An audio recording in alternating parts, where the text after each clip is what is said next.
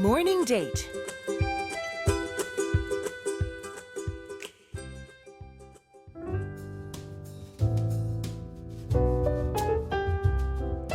Born in Korea, but raised in Australia, James Choi is the first Korean-Australian to be appointed Ambassador of Australia to Korea, becoming a bridge between the two nations. Morning Date starts now. Good morning, Ambassador. Welcome to Morning Special. Good morning. How are you feeling? I'm very well, thank you. Does your day usually start this early? Usually it starts earlier. Really? Yes. What time do you wake up? I usually wake up around about 5:30 and go for a run before I go to work. Wow, you're very diligent. Okay, well, thank you so much for coming to our show. Thank you. Even though it's in the early morning hours. Yes. Not too early for you, but for most people. Well, could you briefly introduce yourself to our listeners? 안녕하십니까. EBS 모닝스페셜 청취자 여러분. 안녕하십니까. 제임스 체입니다. 라디오 방송으로 인사드릴 수 있도록 되어서 대단히 반갑습니다. Oh, well, thank you for coming. I think we're all very excited because not only is Australia one of the favorite destinations for Koreans to go and travel, but also to study and work. So we're very excited about talking about the country as well as your life and your work here. You came into office in 2016, so that's not too long ago. That's right. It's only been 7 months or 8 months since I've arrived in Korea. So it's been a fascinating time to come to Korea. You kept yourself busy.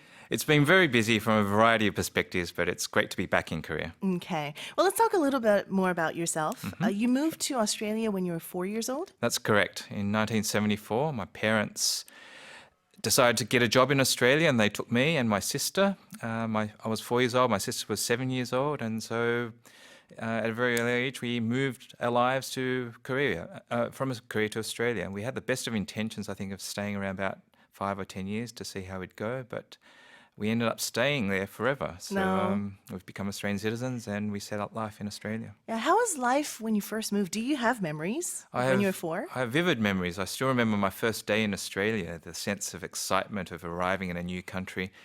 The one thing that stays in my mind is the big open skies of Sydney. I think people who've been to Australia would realise that Australia's got these magnificent clear blue skies. The sky looks bigger. So that's the first impression.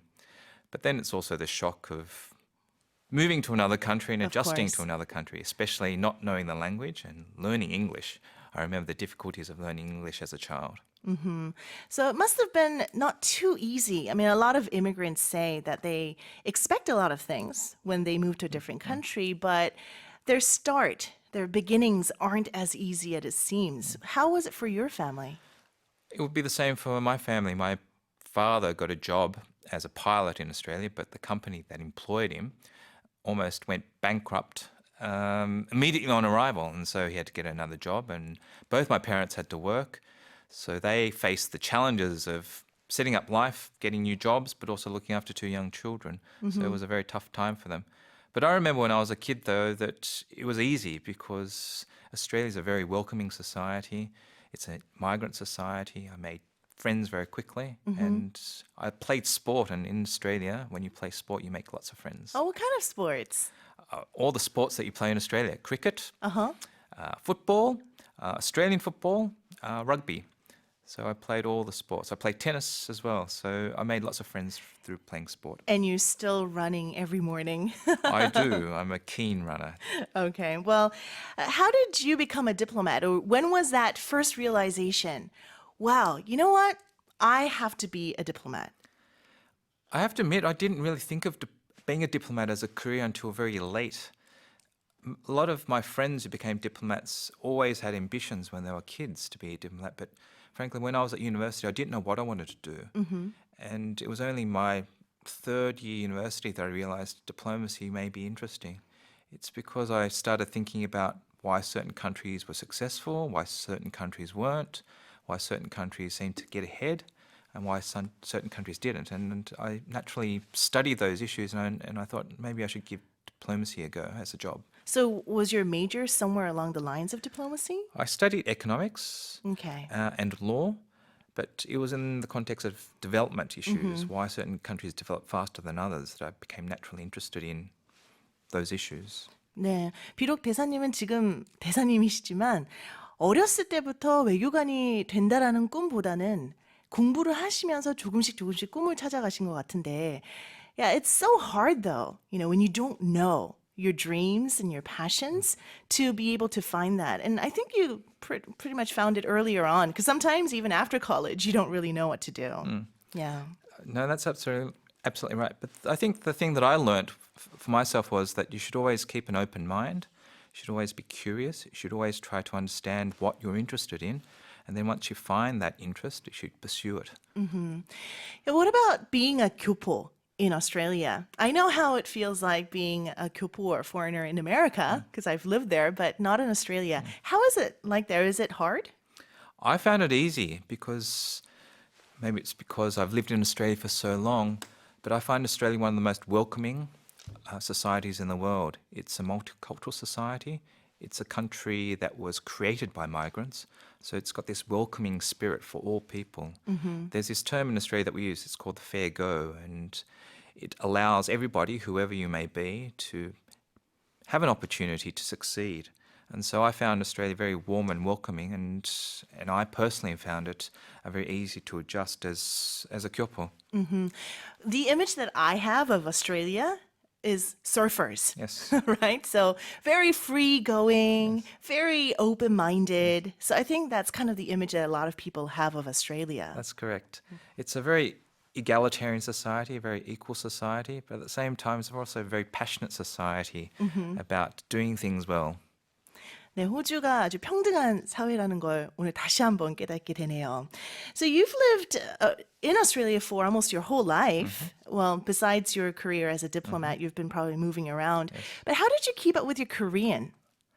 It's been hard. I speak Korean with my parents, but obviously there's a difference between the Korean that you speak at home with the Korean that you speak more formally. So before I came to Korea, I spent about 6 months just pouring through Korean newspapers, Korean websites, watching some Korean dramas, getting a better sense of current trends in Korean society. Do you enjoy Korean dramas? I do indeed. Do you watch it on a regular basis?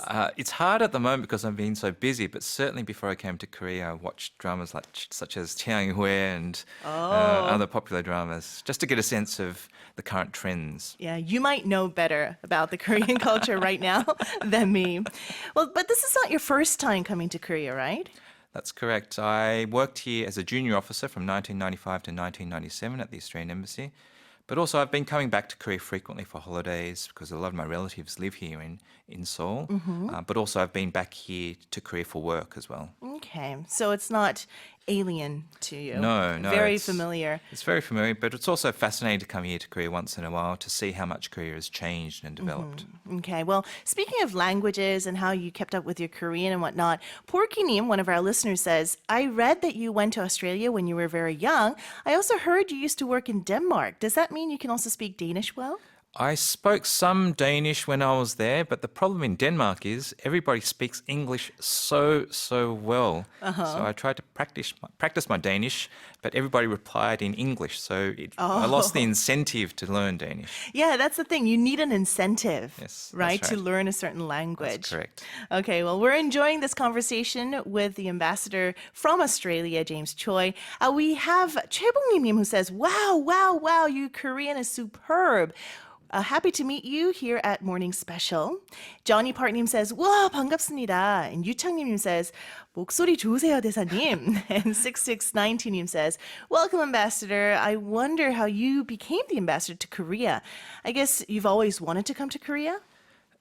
I've always wanted to come to Korea because of my Korean heritage, but as a diplomat, you never know where you're going to be posted. So I don't think I could say that I really had a firm sight on becoming the ambassador in Korea, but I was just very lucky. I was in the right place at the right time. Luckily, in my previous job, I did an okay job, and to be appointed ambassador, you have to make sure that the foreign minister wants you to be appointed as the ambassador. So I was just in the right place at the right time, and I was very lucky. Yeah, and I think you're the perfect man for the job because you know both cultures very well. Yes. Well, thank you very much. Okay, well, we're going to take a song break. This is another successful Korean Australian, Im Da-mi. Well, she was on a Korean show program of singers who come out with masks on. Yes. And I saw her. and- 공룡의 가왕. Yes, and she was amazing. And she was actually, well, she received the highest score ever Yes. from Eurovision. That's right. Yeah, so let's go ahead and listen to her sing. Here is Im Dami or Dami Im with Smile. You're listening to Morning Special, and we're back with our conversation with our Australian ambassador to Korea, James Choi. Before we move on with the conversation, let me remind our listeners of the quiz question that we had. Which animal is not native to Australia? Is it number 1, koala, number 2, kangaroo, or number 3, panda? If you know the answer, send it to pound 1045 or our bandi board or Kakao Talk Plus. So I've been to Australia once in my lifetime. I've been to the city of Cairns. Is that the right pronunciation? That's right, Cairns. Australians don't really pronounce the R a lot. No, it stems from a British word or a British name, and so it's more Cairns. Ah, okay, Cairns. Yes. Okay, I want to say Cairns, but it's Cairns. That's a very American yes. accent coming through. It was a beautiful city. I loved it. Yes. But Australia is so big. That's correct. So vast. So if you were to recommend places to visit in Australia, where would it be? That's a very hard question because Australia is a large continent. There are so many beautiful places. It really depends on what you're interested in. So my recommendations are based on my personal interests. I would say my favourite place is Margaret River in Perth, Western Australia. It's got this magical mix of beaches, beautiful, gorgeous beaches, but also some of Australia's best wineries are situated right alongside. So you have this magnificent mix of food, wine, culture, and wide open, beautiful beaches. 아름다운 바닷가와 와인을 드시고 싶으시면 퍼스에 있는 Margaret River에 가시면 되겠군요. Other places maybe? Kangaroo Island, it's the third largest island in Australia on the southern tip of Australia. Near our capital, one of the state capitals called Adelaide, and it's amazing coastline, beautiful wildlife, and again, a great food industry. So you can have eco-friendly tourism, but also environmentally conscious food there. It's an amazing place to visit. So if it's called Kangaroo Island, I'm guessing there are many kangaroos on the island. Many kangaroos, but very diverse wildlife as well. You can see seals, kangaroos, koalas. It's an amazing place. I heard kangaroos can be dangerous. They punch and kick. They tend to be very docile, but if you approach them aggressively or if they feel threatened by humans, they can retaliate. So my recommendation is don't go up too close to a kangaroo, especially the big grey kangaroos. They can be Right. aggressive. But koalas, though, when I went to Cairns, I went to this koala center or something, and we got a chance to actually hug a koala and take pictures. Yes. They sleep all the time. They do. They're nocturnal, so usually during the day they sleep. So you oftentimes are not given the opportunity to be able to hug a koala. Okay. 코알라가 야행성 동물이군요. 저는 몰랐네요. Okay, so they're nocturnal. They're usually sleeping during the day. They are always eating the eucalyptus leaves. That's right. That's Yeah. right. And I heard eucalyptus is really good for you, so In small quantities. a small quantity. Make sure you don't go eating eucalyptus leaves like koalas. Okay. Any other recommendations, or shall we move on to the topic of food? Happy to move on to the topic of food. Okay. Well, what is a typical Australian cuisine? That's something very hard to define because Australia is a multicultural society. We have around about 200 nationalities represented in Australia. So when you talk about Australian food, I would say it's the diversity of the food. Increasingly, immigration to Australia is from Asia, and so now we've got, I think, some of the best Asian food in the world with this magical mix and fusion of different influences, drawing from Australia's great fresh produce, seafood and beef, but the influence of Asia. So I'd say Australia's amazing fusion Asian cuisine. 200개 이상의 문화가 섞여 있다고 지금 말씀하신 것 같은데, that's a huge number. That's correct. As I mentioned before, Australia is a truly multicultural society, So- immigrant society. America is no longer the melting pot. It's actually Australia then. Because melting pot is the expression that we use for different cultures coming together, melting in the same pot. Well, then, what is your favorite food to eat when you're in Australia then? I have to say, sometimes I can't resist normal fish and chips. Oh, fish and chips with a cup of beer. Yes. Like glass of beer, I should Yes. say. Next to the beach, watching a sunset, it's magical. Then what about Korean food? Are you familiar with Korean food? Oh, of course, I love Korean food. I grew up on it. I'm very familiar with it, and whenever I go out to eat, I always eat Korean food here as well. So is your comfort food Korean food? Of course it is. Of course it is. If you had to pick one. I can't pick one. Come on. If it's in winter, I would say 돌솥 bibimbap because it's that beautiful sense of aromas coming from the hot bowl. But then also in summer, it has to be naengmyeon. Oh, naengmyeon indeed. How many bowls of naengmyeon have you had this summer yet? Too many. It's been a very hot and humid summer. So are you the mulnaengmyeon type or the bibimbnaengmyeon type? 물냉면. Oh, Can't go 물냉면. past 물냉면. Yeah, I love that vinegary taste, yes, right? Yeah, that's but I go for the bibimbnaengmyeon because I like spicy. Well, next time when we go out for naengmyeon, Yes, we know what to get for each other. indeed. Okay. Before you go today, for our listeners out there who are very inspired by your actually stories today, 최봉리님 says, all stories are super moving because I can reach your points from my heart. So she's saying thank you. Now it's time that I want to know more about Australia more specifically. So you have inspired a lot of our listeners to get to know about the country more today. What is your advice on maybe dreaming about your future or walking your path? My advice is to listen to yourself and try to understand what you like. For me personally, I've always found that it's important to know what I like, what stimulates my mind, what interests me, but also maintaining an open mind as to what's available, what's out there, but also being curious about ideas and meeting people. I find that when you meet someone, there's always something that the other person you'll be able to learn from. So keeping an open mind, understanding diversity as well, understanding that there's always something that other people can another perspective that you can learn from other people. I think that's the most important thing. But be passionate as well. Find what you're interested in and pursue it. 저도 그러면 오늘부터요. 그냥 꿈을 향해 달려가는 것뿐만이 아니라 대사님께서 말씀해 주신 것처럼 호기심을 갖고 많은 사람들을 만나며 그들의 시각도 다양하게 받아들일 수 있는 오픈마인드를 갖도록 노력하겠습니다. 리화님 says, 며칠 전 광양 제철소 방문하셨을 때 안내드렸던 리화입니다. 저 기억나시나요? 여기서 대사님 목소리 들으니까 너무 좋네요. 기억하시죠? Oh, wow.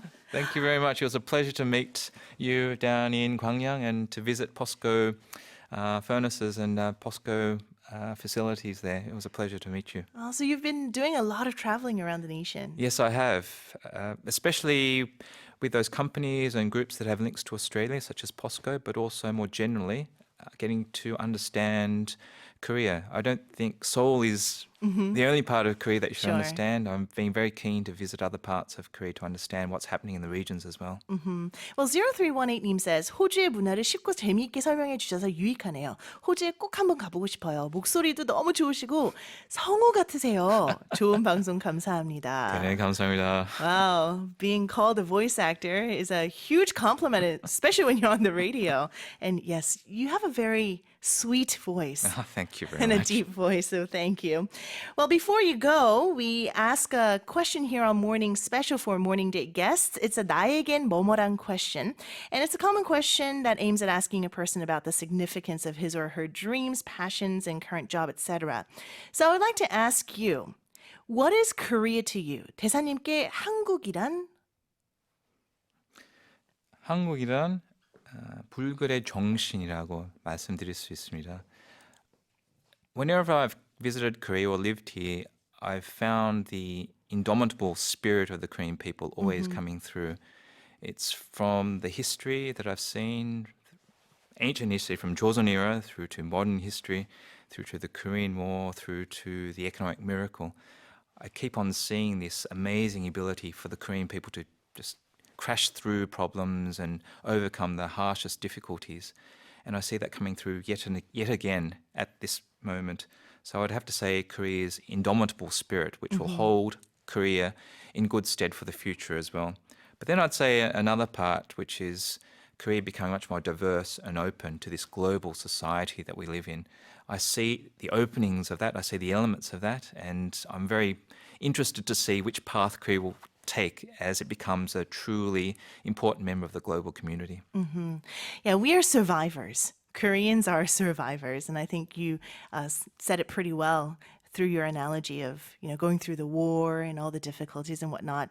And you are a 불굴의 정신 as well. You have that spirit too, and that's why you made it all the way here. And we thank you so much for coming this morning for our listeners and for myself, joining us here on Morning Special. Thank you very much. It's a pleasure to be here. Yes, and we would like to see you again sometime. Absolutely. Happy to be back. All right, well, thank you. Have a great day. Thank you very much. Thank you.